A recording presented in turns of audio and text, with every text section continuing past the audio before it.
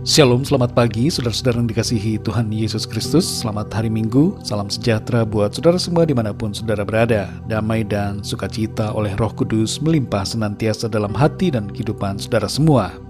Sebelum kita mendengarkan renungan firman Tuhan, mari sama-sama kita siapkan hati dan berdoa. Bapa kami yang di sorga, Bapa dalam nama Tuhan Yesus Kristus, kami mengucap syukur untuk segala berkat kemurahan Tuhan, perlindungan-Mu dari malam hingga pagi hari ini. Kembali kami ada saat ini, itu semua karena anugerah dan kemurahan Tuhan.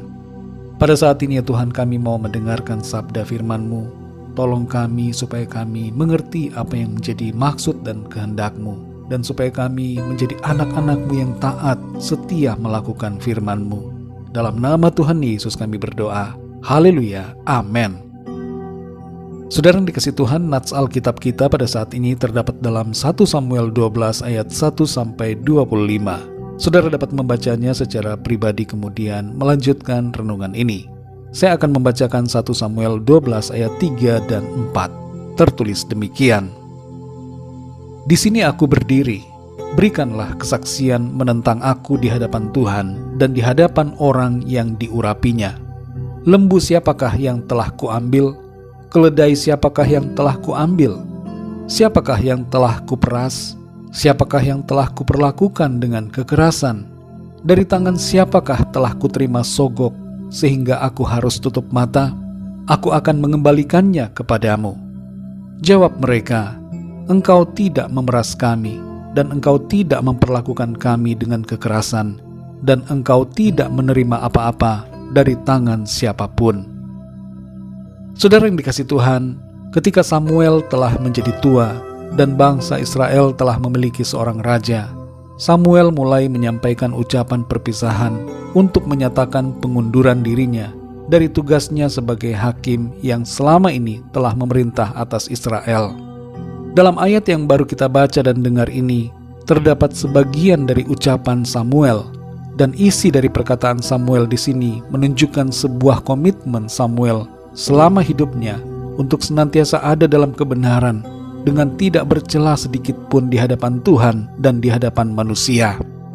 Ia meminta agar siapapun yang pernah ia rugikan atau dia perlakukan dengan tidak semena-mena untuk menyampaikan perkara itu kepada Samuel, dan sebagai timbal baliknya Samuel akan mengembalikan atau memberikan ganti rugi kepada orang tersebut. Dalam peristiwa ini kita melihat bahwa Samuel tidak hanya menunjukkan komitmennya untuk hidup bersih dan benar, tapi ia juga sedang memberikan contoh di hadapan Saul yang telah diurapinya sebagai raja, agar Saul hidup dengan tidak bercela selama kepemimpinannya nanti sebagai raja.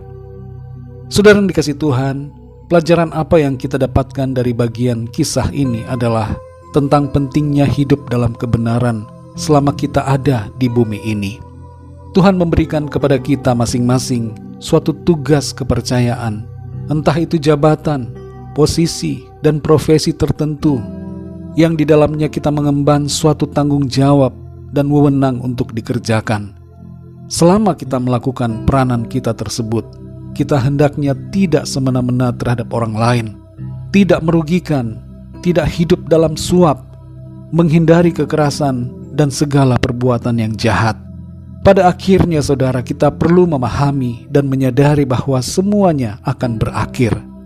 Seperti halnya Samuel yang bertambah tua dan masa tugas serta umur hidupnya di bumi akan berakhir, kita semua yang hidup saat ini juga suatu saat pun akan mencapai titik tersebut.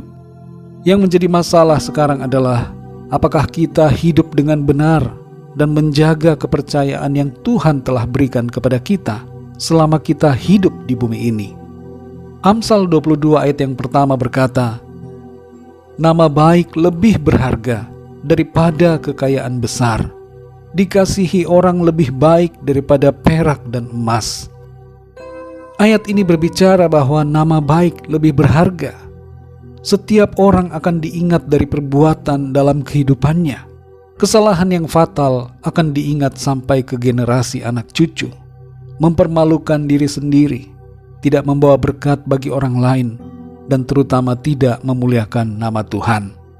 Dalam pesannya, saudara, Samuel menyampaikan pokok-pokok yang sama seperti yang disampaikan oleh Musa dan Yosua, yaitu agar umat Tuhan tidak melupakan Tuhan dalam kehidupan mereka, tapi selalu mengingat akan Tuhan dan mengasihinya dengan segenap hati mereka. Mari saudara yang dikasihi Tuhan, kita semua hidup dalam kebenaran dan dalam kasih yang sungguh kepada Tuhan. Biarlah kehidupan kita benar-benar menjadi terang dan garam bagi dunia ini, memberikan teladan yang baik dan mempermuliakan nama Tuhan. Janji Tuhan bagi orang yang setia hidup dalam kebenaran adalah berkat dan kehormatan serta keselamatan. Mari kita berdoa, saudara. Bapa kami yang di sorga, Bapa dalam nama Tuhan Yesus Kristus, kami mengucap syukur untuk firman-Mu yang sudah kami dengar pada saat ini, mengajarkan kepada kami untuk kami hidup benar, tidak bercela, menjaga nama baik kami, sehingga kehidupan kami menjadi teladan bagi orang-orang lain dan mempermuliakan nama Tuhan. Tolong kami ya Roh Kudus, berikan kami hati yang senantiasa takut akan Tuhan, yang melakukan dengan setia apa yang Tuhan kehendaki dalam hidup kami, dalam tugas, dalam profesi, dan dalam apapun yang Tuhan percayakan untuk kami lakukan selama kami hidup di bumi ini. Pimpin kami selalu ya Tuhan, supaya kami senantiasa berada dalam jalan-jalan kebenaran-Mu. Dan kami masing-masing secara pribadi berkomitmen untuk hidup benar di hadapan-Mu. Kami mau ikuti tuntunan-Mu ya Roh Kudus. Terima kasih Bapa di sorga. Kami bersyukur untuk firman-Mu yang mengajar dan mengingatkan kami kembali untuk selalu berada dalam kebenaran-Mu. Pimpin kami di sepanjang hari ini, dalam segala aktivitas, tugas, pekerjaan, ataupun pelayanan kami. Berkatilah apa yang kami lakukan, dan biarlah dalam semuanya itu nama Tuhan senantiasa kami muliakan.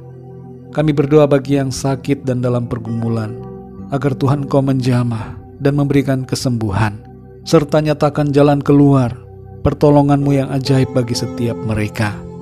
Berkati bangsa dan negara kami Indonesia dan semua bangsa di dunia ini.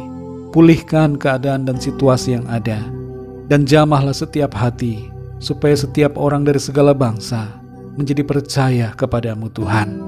Terima kasih Bapa, kami mengucap syukur. Hanya dalam nama-Mu yang kudus, nama Tuhan Yesus Kristus, kami sudah berdoa. Haleluya. Mari sama-sama kita berdoa, doa Bapa kami. Bapa kami yang di surga, dikuduskanlah nama-Mu. Datanglah kerajaan-Mu, jadilah kehendak-Mu di bumi seperti di surga. Berikanlah kami pada hari ini makanan kami yang secukupnya. Dan ampunilah kami akan kesalahan kami, seperti kami pun mengampuni orang yang bersalah kepada kami. Dan janganlah membawa kami ke dalam pencobaan, tetapi lepaskanlah kami daripada yang jahat. Karena Engkaulah yang mempunyai kerajaan, dan kuasa dan kemuliaan, sampai selama-lamanya. Amin. Terimalah berkat Tuhan. Tuhan memberkati engkau dan melindungi engkau. Tuhan menyinari engkau dengan wajah-Nya dan memberikan kasih karunia. Tuhan menghadapkan wajah-Nya kepadamu dan memberikan damai sejahtera. Berkat anugerah dari Bapa Surgawi, cinta kasih karunia dari Tuhan Yesus Kristus, dalam persekutuan dan penghiburan Roh Kudus, menyertai kita semua, sekarang ini dan sampai selama-lamanya. Dalam berkat nama Tuhan Yesus Kristus. Haleluya. Amin. Puji Tuhan, saudara yang dikasihi Tuhan, saya percaya firman Tuhan menjadi berkat dan kekuatan buat saudara semua, dan Roh Kudus akan menolong saudara untuk lebih lagi memahami kebenaran firman Tuhan. Tuhan Yesus memberkati saudara semua. Sampai jumpa dalam renungan yang berikutnya. Haleluya.